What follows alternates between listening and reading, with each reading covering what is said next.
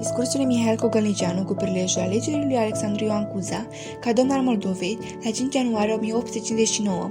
Cu prilejul alegerii lui Alexandru Ioan Cuza ca domn al Moldovei la 5 ianuarie 1859, Mihail Cogălnicianu a ținut următorul discurs. După 154 de ani de dureri, de omiliri și de legătare națională, Moldova a reintrat în vechiul ei drept, consfințit prin capitulațiile sale dreptul de a-și alege pe capul său pe domn. Prin înălțarea ta pe tronul lui Ștefan cel Mare s-a înălțat însăși naționalitatea română. Alegându-te pe tine, domn în țara noastră, am voit să arătăm lumii ceea ce toată țara dorește, la legi noi, oameni noi. O, Doamne, mare și frumoasă ți este misiunea. Constituția din 7 august ne însemnează o epocă nouă și măria ta ești chemat să o deschizi.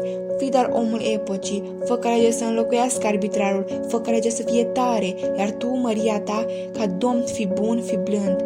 Fii bun, mai ales cu acei pentru care mai toți domnii trecuți au fost nepăsători sau răi. Fă dar cu domnia ta să fie cu totul de pace și de dreptate. Împacă patimile și urile dintre noi și reintrodu în mijlocul nostru și amășească frăție.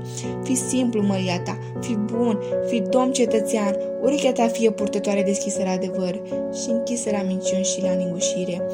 Porți un frumos și scump nume, numele lui Alexandru cel Bun. Să trăiești dar mulți ani, o Doamne, ca prin dreptatea Europei, prin dezvoltarea instituțiilor noastre, prin simțămintele tale patriotice, să mai putem ajunge la acele timpuri glorioase ale nației noastre, când Alexandru cel Bun zicea ambasadorilor din Bizanț că România nu are ocrotitor decât pe Dumnezeu și sabia sa. Să trăiești, măria ta!